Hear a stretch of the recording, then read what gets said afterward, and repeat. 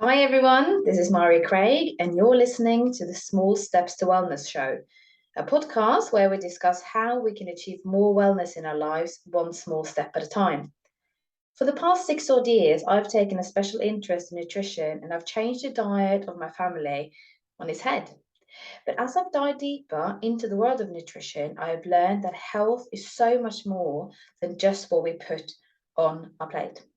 This is why on this podcast we will be talking nutrition, mental health, being in alignment, holistic health care, self care, raising children, and more. We will also be hearing stories of women's journeys to overcome trauma and what it has taught them on the way. When we share our stories, we realize we are not alone and that things can change for the better. I'm so glad to have you with me on this journey as I explore what health and wellness truly encompass. If you like what you're hearing, please consider rating the show with a 5-star rating and sharing it with your friends. It really makes a big difference. Now, on with today's show.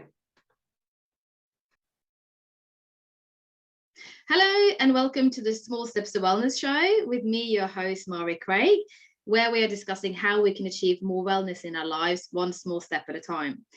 Now, I'm really passionate and interested in nutrition, and I found this lovely lady that I'm going to have on today.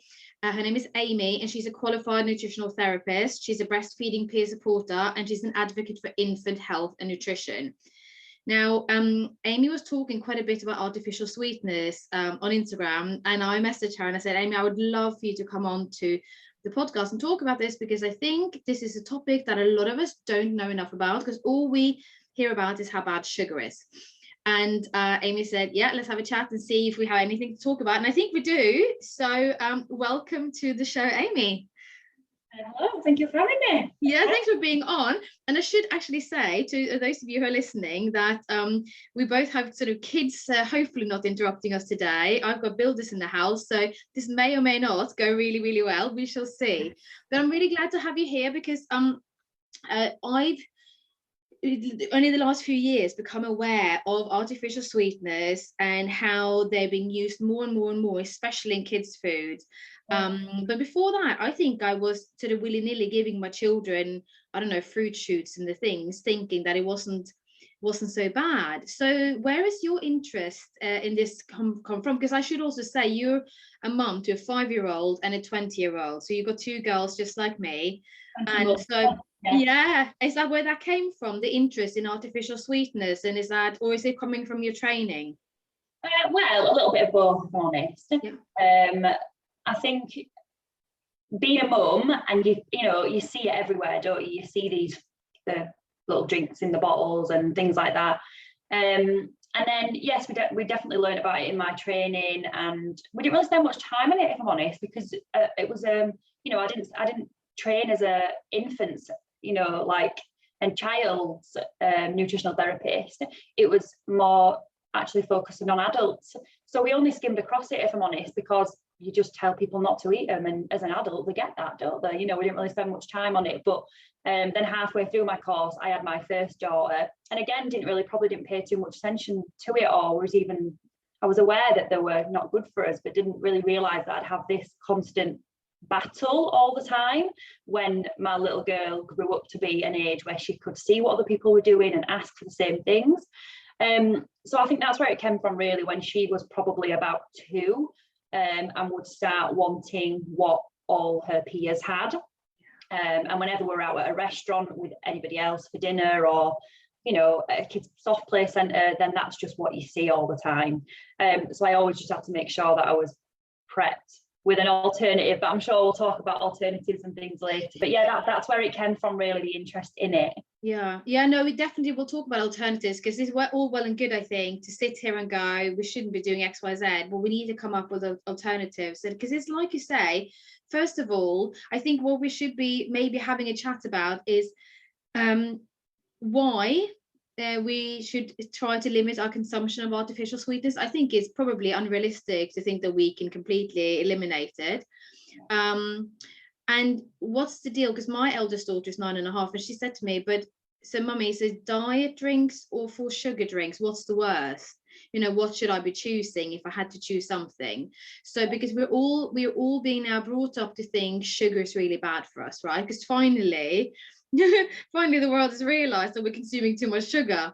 So but then there is, the answer may not be to just substitute it with other things, right? But then also there is a peer pressure, and that's not to be taken lightly. So maybe finally we can go into some solutions. But so sugar versus artificial sweetness, and also artificial sweetness, what are we talking about here? What are some examples that you'll see on a bottle, let's say of a fruit drink? Yeah, so there's various different ones. The one that is probably got the most like attention in the media is aspartame, and that's the one that, to be honest, I think most parents are aware of that, and I'm aware that it's maybe not the best. And I've had a few conversations with various parents who say, oh yeah, but that one doesn't have aspartame in, so that's fine. It doesn't have the one that's linked to brain tumours or whatnot, you know, because then it's a little bit about that argument of, it's similar to the, you know, the BPA free things, but actually we just replace that with BPS. And fair enough, the scientific evidence might not be there yet to say that BPS is as harmful as BPA, but we can see where it's going to go. It's just a substitute, it's just another version of it. Yeah. And it will take a few years for the science to catch up and say, actually, BPS and all plastics are probably not great for us. So all they've done is just substitute, say, aspartame, which is, like I say, the one that most people seem to be aware of, and changed it for different ones. I could reel off a whole list: sucralose, asulfate, all different ones that you might see, and they're all, you know, they're on the label, or when you're sometimes reading ingredients, it will say natural sweeteners, but they're not. There's nothing natural about them. They're man-made, they're synthetic, they're processed in labs, they're chemicals. The only real natural sweeteners are like maple syrup, sugar, honey, things like that, blackstrap molasses. So yeah, there's anything that says sweetener. Or sometimes they don't always say sweetener, but they tend to end in like AIM or OS, and you can kind of pick them out. But again, I think that comes down to, I know we can't be perfect, and the odd time may be okay, but we know what big brands are out there generally. So if we can just learn the ingredients of the, you know, big ones, then we know, because we shouldn't really be eating anything or drinking anything that we don't know what that ingredient is, I suppose is what I'm getting at. And I know it might be tricky to remember all the ingredients and things off by heart, but when it comes to drinks in particular and children, we know which ones are served out and about, so we can look at those in advance and decide whether or not we're going to be using it. Do you know what I mean? Yeah. Yeah, so all different ones. So for example, in the fruit shoots, there are some fruit shoots that don't have artificial sweeteners in. You never find them out and about, they're just in shops, and they just have fruit extract added. But the main ones, you know, the coloured, the blue, the purple, the orange and purple one that we see everywhere, they have a sweetener that's shortened to be called ACE-K, asulfate it's called. Asulfate potassium is the full name. And that one, you know, like I said, they've taken away the aspartame and put that one in, but research is showing that that one is just as harmful. And even the FDA, you know, classify all the food, and I know it's American, but they put all the classifications in there for like food and drugs and stuff. And even they only say it's generally safe. I mean, generally safe. It's just not good enough for me, you know, unless it says it's absolutely definitely safe for consumption, then it's not something that we should be drinking on a regular basis, really. I hope I'm not gone off topic there. No, I think that's really important. And also because I was listening to a doctor in Norway, where I'm from, and she always said years ago, she said there aren't any, maybe that might have changed now, but she said there aren't any long-term studies showing what all of this will do to us long-term. And that's talking about adults, and obviously our children are much more sensitive to things. So if there isn't anything to show that long-term consuming all of this day in and day out is safe, then probably we shouldn't be. And I mean, it's because we don't have, you know, when I was a kid, it was sugar, and we spoke a little bit about that before we started recording. I'm sure it was the same with you. I definitely ate too much sugar as a child, but I didn't have the artificial sweeteners because they weren't really a thing then. So where the generation, you know, that we don't have this, we don't have those adults, the artificial sweeteners, like you were saying about long-term studies, they're quite new still. So it's not going to be for another 20, 30 years time until we really see the true impact. And I think a lot of parents might think, oh, well, we only have them when we're out and about, you know, it's fine. And absolutely, I'm not saying that you have to be perfect, but I think maybe even that most parents will be surprised to know that actually there's so many children who I know of, even personally, that will not drink water. That's all they drink, is something that comes out of a bottle. So we're not talking about the odd exposure and vilifying that and saying that, you know, once a week at the pub or something. I mean, for me, that's still a no. And I will just take an alternative that the children are happy with.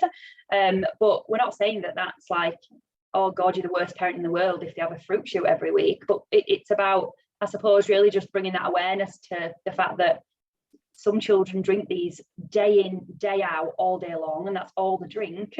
And that, yeah, we just don't have the long-term data to say whether it's safe or not, because there's such a new thing. Yeah. But is it important what you're saying there about awareness? Because when we know, we can make an informed choice. Yeah, which is the buzzword of the last couple of years, isn't it? Yeah. Informed choice. But if you still choose, so I'll give you an example. So my eldest daughter, she's found out that J2Os are amazing, right? And as far as I know, they contain artificial sweeteners. So I've said to her, look, it's your choice. It probably should be my choice, to be honest, but she's quite sensible. So with my youngest, I might not take this approach. Yeah, exactly. I said, it's your choice. I would rather, if you're going to have something when we're out and about, have just very standard lemonade and have a smaller glass and having a whole one of those because it's got X, Y, Z, and this is what it is. So she can then, and maybe not everyone's 9.5-year-old is that clued up on nutrition. She's quite into it. But she can then make the choice to say, that's okay, or I'll share it, or I'll have half, or whatever. Or actually, yeah, you're right, I'll have a lemonade instead, or I'll have water, or I'll have an apple juice, or what have you. But, you know, even in an apple juice these days, so many of these drinks are diluted with water and then they have added sweetness to them. So it is a minefield, and you do feel a bit like a very picky parent for kind of going at these things. But it's not made easier for us, is it? Because with the sugar tax that got introduced, it's now cheaper for producers and for consumers to buy artificial sweeteners and use that in their products. Yeah, it's really tricky. And you mentioned there about informed consent and how, you know, we can't make an informed decision, can we? Informed decision, I meant to say. We can't make an informed decision if we are not given the facts. And unfortunately, we're not given the facts when it comes to children's drinks. And actually, we're just told that avoid sugar, they shouldn't eat sugar. And yes, you know, we know they shouldn't be eating a lot of sugar. But you said it earlier, like the solution isn't to just, or it's fine to drink the juice then, just take the sugar out and put the artificial sweetener in. That's not the solution. But it is really hard, especially when children are a bit older and become more aware. You know, when Isla was little, my eldest, and Lola now, like at that age, it's easy to just take an alternative and we're pretty happy with it. And to be honest, Isla's 5 now and she's pretty happy with an alternative. But we haven't quite got there yet, I suppose, where she's at. I imagine you've maybe had it with your 9-year-old out with friends or out for a meal with friends and then see what they're ordering drink-wise, and then you're the one that's different. So it'll be interesting to see how that plays out with me, and hopefully I can have those conversations like you have with your daughter, you know, and explain and get them to make better decisions. But you're right, it's hard because you'll order an apple juice, like you say, thinking that's the right thing. But unless you specifically say, is it 100% apple juice, you just don't know what you're going to get. So I think it's just about getting used to asking those questions. So generally, most places will have fresh orange juice, and that's just a better alternative. You know, you know, even if you're worried about the sugar content in there, then which with a meal, honestly, I wouldn't really worry about it if they're eating. I mean, don't get me wrong, if they were drinking that and filling up on that and then not having the meal, maybe so. And we generally would only ever order a juice or something if we were with other people that were consuming juice. So we had to sort of provide the kids with an alternative. Yeah. Because it can displace the food, especially with the little ones, which isn't ideal. But yeah, just get used to asking the questions like, do you have orange juice? Is it 100% orange juice? Do you, you know, is the apple juice, is it just 100%? And, you know, you said it's like, you don't want to be that like awkward parent, but if we don't do it, then who's gonna? If this change doesn't come from the parents, I'm sorry, but those people high up in charge absolutely don't have the best interests at heart. And a lot of what they do push and the guidance, like the, you know, no sugar and what's the other, all the 5 a day and things, like they're just blanket recommendations for the whole of like the population to try and solve a problem. So the artificial sweeteners came around because we could see that people were getting fatter. So then to try and looking at it so simplistically as calories in, calories out, we thought, right, well, how's a way that we can cut calories? Well, let's cut the calories in the stuff that they're drinking. And it's like a blanket recommendation. And it's not what's optimal. You know, I'm not saying, you know, it's very, very complex, and it's hard to say what's right for one and what's right for another. Potentially, maybe, I would still argue a no, but somebody who's got no support system, doesn't have access to people like me and you who are educating people on nutrition, and is maybe severely overweight, then maybe, yeah, that's the right recommendation for them because it's the best they can do. But I think for us, particularly in relation to children, we can do better. Yeah. We can do better than that recommendation. And it's just unfortunate that that's the blanket recommendation to solve the global health crisis, which isn't, you know. And also you can see that it isn't actually doing much, because we are, as far as I've understood, consuming fewer calories, but we're still not getting healthier. So something isn't adding up, really. Well, in particular with artificial sweeteners, you only have to go on PubMed or Google Scholar and type in artificial sweeteners and weight gain, and you'll see that actually like a lot of studies saying that actually they make you put on more weight, because from a biological point of view, your body is receiving that sweet taste, so it's expecting calories, it's expecting to have to store away the sugars, so it gets your body ready. Without going into too much science, your body prepares itself to receive food, and then when it doesn't know what's going on, so you get a craving for food because your blood sugar drops. So then because your body's storing the sugar that's in the blood ready for more coming in, and then you're not getting any. So then we get a dip in energy, a dip in blood sugar, and then that's when we want to eat. So actually studies are showing that they're actually doing the complete opposite than from what they actually were set out to do. So that's interesting. That's really interesting. How about, so I have 2 questions, so completely different ones. First of all, what about stevia? Yeah, do you know what? I'm not going to claim to be an expert on it at all, and I've not conducted an extensive, review of the research. It comes from a plant, doesn't it? Yeah. I don't know. I mean, I think we can't be perfect, and I do think if we are making something, let's say, that requires alternative to sugar, or if we're buying something and stevia's in there. So I'll use the example of supplements. A lot of supplements, I think, to even get approved, have to not contain a certain amount of sugar. So using it in a supplement, let's say stevia for kids, to make it palatable, yeah, then that's when I would say that's absolutely fine. But I still think we should be opting for a more natural sweetener. Like if we're making porridge and things, I won't be adding stevia to it. I'll be putting a bit of honey on there, or a bit of maple syrup. Do you know what I mean? So I'm not a huge fan of stevia, but I'm not massively against it. I still think it might come from a plant, but it's still very highly processed. It's still a processed food, isn't it? So yeah, and we don't have any long-term data for that, do we?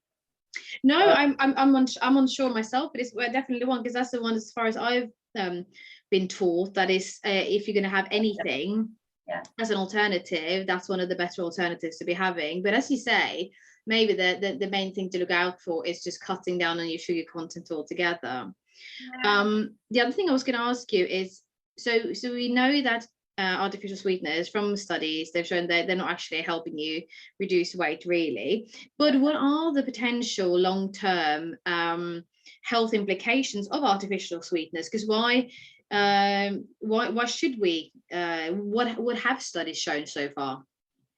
So there's quite a lot of research suggesting that they actually alter cells at like a metabolic level, and impact on the microbiome as well. So quite a few studies have shown, you know, these are animal studies, let's say that as well. There's a lot of studies in animals, so we are lacking the human data. But I mean, for me, if there's an animal study that shows, you know, if a mammal reacts a certain way, then why, you know, a different mammal, why wouldn't we react the same? Just because we haven't done obviously ethically we can't do the studies on humans all the time, but yeah, so impacts of them on the microbiome, so actually impacting like metabolic pathways and things, which is really scary because that's a double whammy. That means it has the ability to impact our cells directly and change up like the metabolic profile and things there. Sorry, I'll just put that on silent. And as a double whammy then, obviously where we consume these things and they go into our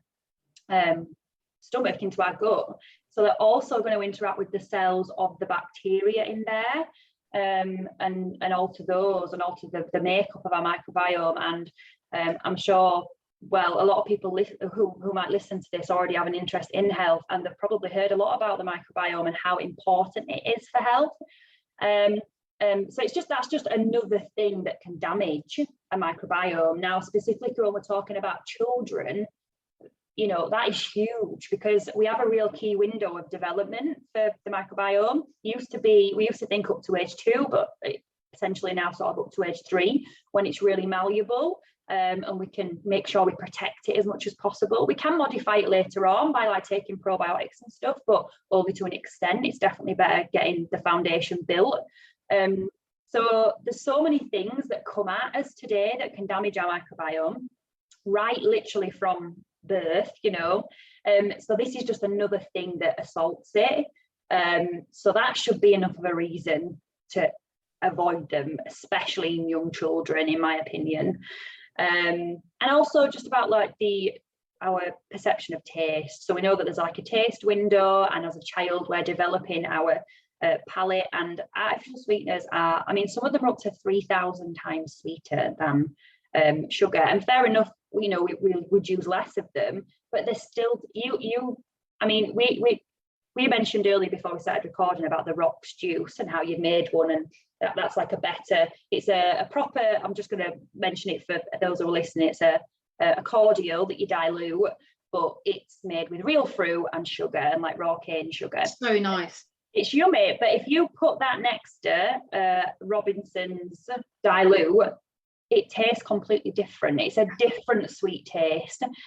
So that's the scary thing, that we are training our children's taste buds to prefer something that's artificially sweetened over something that's a natural sweetener. And when I have like children come over to my house, you know, my 5-year-old friends, and I serve them, let's say, sometimes we have, on a morning, I might do orange juice, like 100%, not from concentrate, orange juice, and dilute it with water. And we might have that, you know, to go alongside a breakfast. And they won't, like, they don't drink it, or I don't like your juice. Because it's just a different taste. And that's what's scary, that we are raising like a generation of children who don't like the taste of real food. Yeah. So, yeah.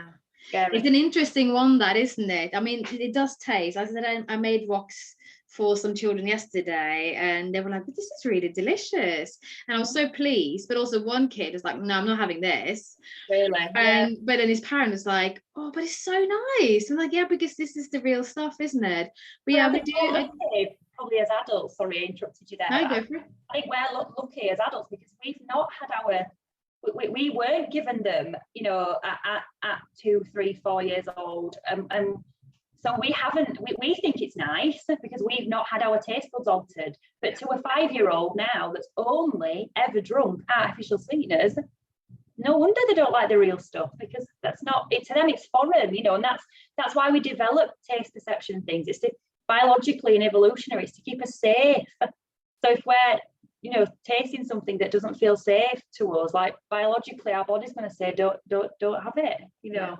That's a really interesting one. Yeah, because I always remember I used to complain with my children hit the age of 2, and all of a sudden there's so many things they wouldn't eat because I didn't know why. My mum was like, well, this is normally the time where their brain starts, you know, realizing, oh, things might be dangerous for me. And I was like, yeah, but I'm their mummy. She's like, that's not how it works. That is how the body kind of works, to kind of question everything.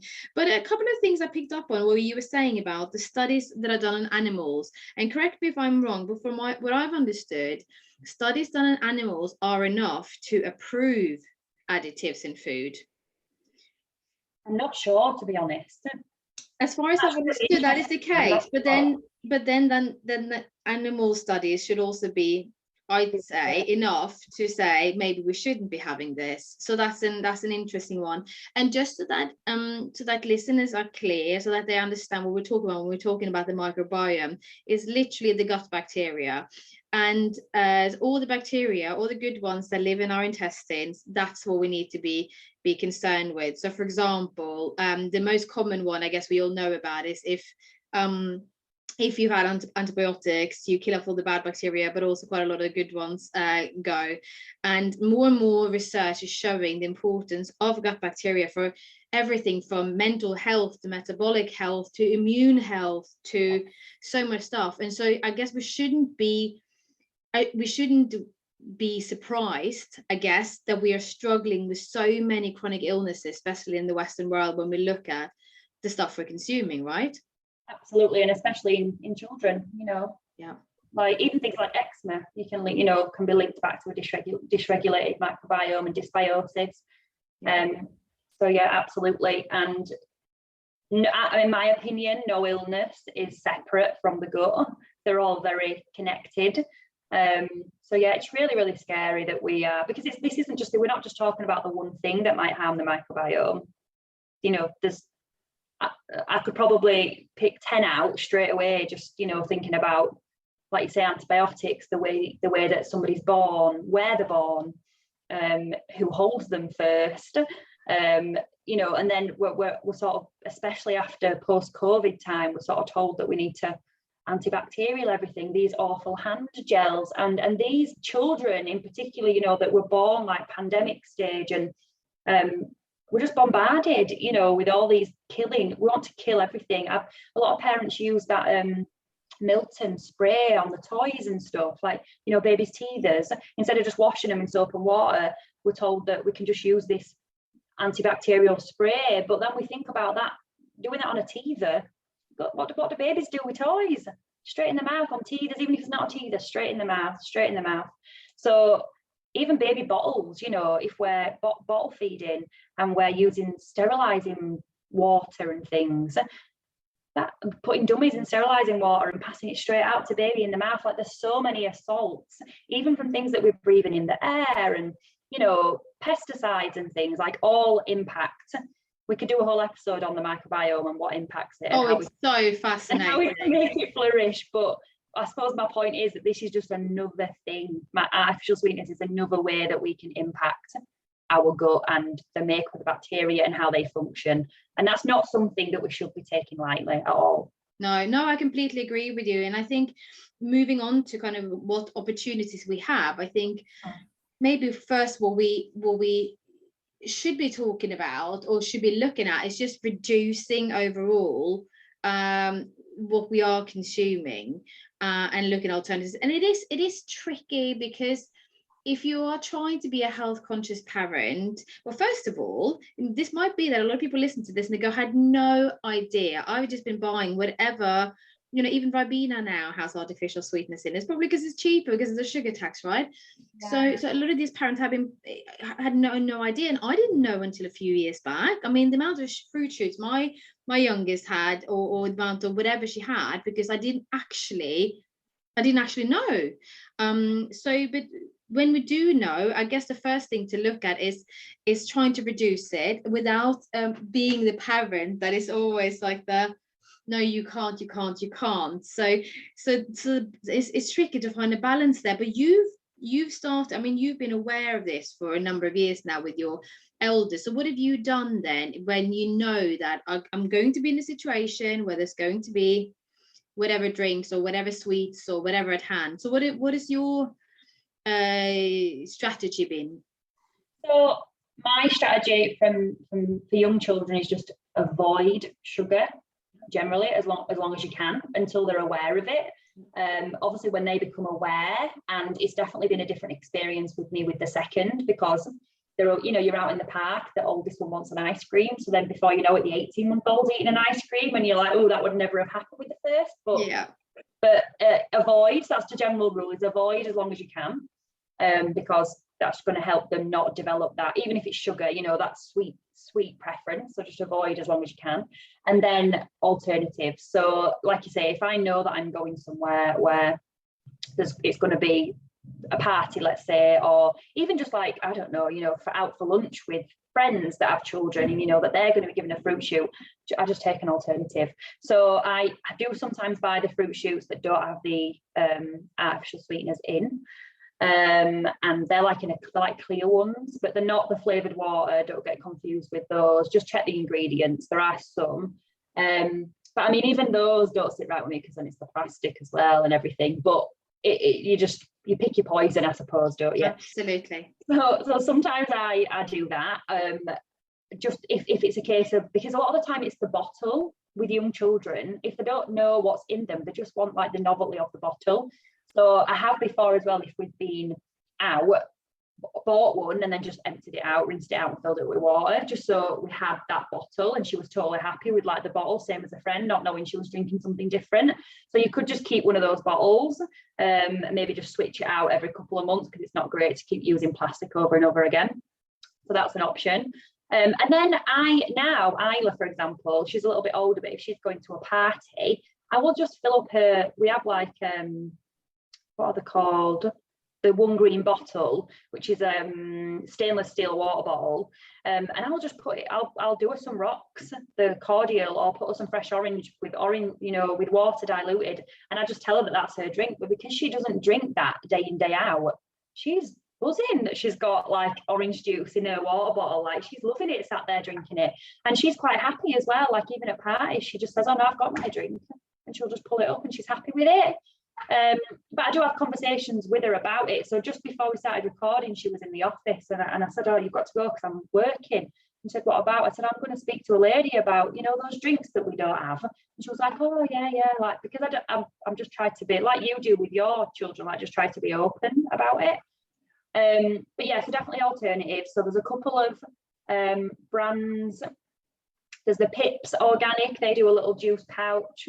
That's a nice one. Even the innocent smoothies that you get in the little pouches, like, not ideal because it's a smoothie. And I mean, I do love smoothies, but you know, in terms of if we're getting really picky about sugar content, which, to be honest, you might think people listening might think, what, you're a nutritionist, you're not that bothered about sugar, but I'm actually not, because I think if we, you know, as long as we're not eating an awful processed diet with cakes and cookies and stuff every day, it's not going to be a problem. If we're, you know, serving a good breakfast and a healthy lunch, and every meal isn't followed by a piece of cake or a cookie or snacks out, biscuits and stuff. Like in my house, snacks are fruit and cheese and maybe some oat cakes, you know. And if we're not serving sugar in our meals, you know, maybe a breakfast cereal that's full of sugar and things, then we don't have to worry about the innocent smoothie we might be giving once every couple of days, because that's not going to cause a problem. That's not what the enemy is. So yeah, innocent smoothies. And then there's the croissants as well. Have you seen those croissants? Yeah. You can get them in most supermarkets, and they don't need to be kept in the fridge, which is handy because you could literally have them in the car, and then if you end up somewhere, you just pull one out. So yeah, just alternatives, I'd say. And then, like you say, just if you know, with older children, let's say, if they are going to have a fizzy drink or something, because we can't be perfect, and we can't think that we're always going to be able to control what they eat. We absolutely can. That doesn't mean that we shouldn't try while they're young, because as we mentioned about that critical window of the microbiome development, because I sometimes hear like, oh well, all children are going to grow up to drink Diet Coke or Coke in general and eat whatever they want, so what's the point? And it doesn't really work like that, because if we can set them up in childhood right, then they're going to be in a much better position to deal with that, which will probably come for most children. Probably at some point they're going to be in something that the parents don't want them to eat, but they're going to be in a much better position to be able to deal with that, and it's not going to be as impactful as a child that's going in already depleted, maybe already with a microbiome that's not maybe optimal, maybe with digestive issues and eczema and allergies and things like that. Do you know what I mean? And then just like I said, just limit and try and educate children best we can, and speak to other people about it. Speak to the parent. You don't have to be militant about it, but you can just say, there's research now saying that actually artificial sweeteners generally might be best avoided. Have you tried these croissants, juice? They're much better, and I just like to bring them along with me. It's cheaper too than buying the fruit shoots over the counter, Yeah, I love this, and as you say, it's all about kind of just saying to people, look, this is what we choose to do based on this and this. How about, like, I had the same, there was a new national strategy for, oh gosh, I can't even remember the name of it, that came out, it's a health strategy that came out a couple of years ago, and I sent it on to the head teachers of my children's schools and said, look, have you had a look at this? This might be interesting to look at because X, Y, Z. And the response was positive for both, and with the one school, it was yeah, let's remove, because the thing is, I think that juice is also considered one of your 5 a day, I think, officially in the guidelines. Is it, if it's still a cordial? No, if it's pure juice, I think it's considered one of your 5 a day, but I also still don't think that children should be having that every day either. But then the juice that then was chosen to be served, and I don't think this was decided by the school, I think that was decided by someone else, but it had, in addition, it had artificial sweeteners, and it said like school approved on it. And I kind of just sent an email and I said, look, I'm not so keen on this because of X, Y, Z. And they were like, oh, this is excellent feedback. We're going to talk to the caterers. We'll let you know what they decide. And, and then a couple of weeks later, it was no longer an option. And the thing is, you can only make different choices or better choices when you're armed with information. So I think talking to your children is key. Talking to whoever's looking after your children, any other adults, I think it's just key. Just having an open conversation, saying, look, I've just read this. It's a new study that shows whatever it shows. This is why I'm choosing to send my children in with this. So this is why I'm choosing to, whatever it might be. I think openness and communication really is key, so that we can know better. Because if nobody told me, I wouldn't have known. No, that me and you would have been at a mum group together, and I said, oh, that might not be the best. Then that, you'd have been grateful that I'd have said it. So, people are never gonna, hopefully not, as long as you've got good intentions, people are never gonna think, well, maybe some people might think, oh, go away, I'm not bothered. But the only way we can create change is if we make a bit of noise. So like you contacting the school, that's like a fabulous example of how to make change.